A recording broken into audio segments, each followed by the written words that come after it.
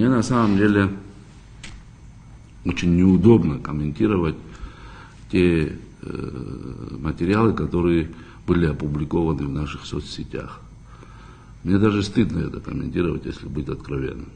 Потому что дипломат такого уровня, такого класса говорит в другой стране о недееспособности и планомерном разрушении МИДом работы посольства, я считаю, что это неэтично, по крайней мере.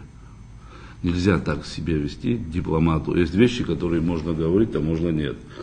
И у меня такой вопрос, коль это касается сотрудницы посольства, потому что я на данном этапе являюсь послом, и я должен это прокомментировать.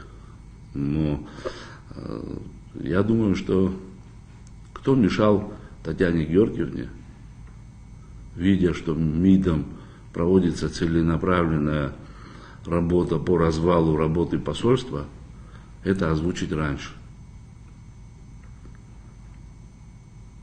Я думаю, что никто не мешал.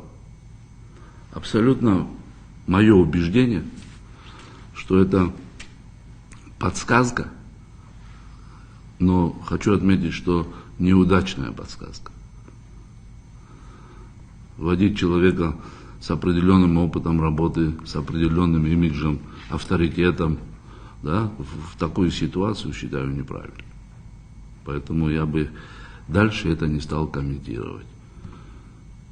Тем более там говорится о том, что я пришел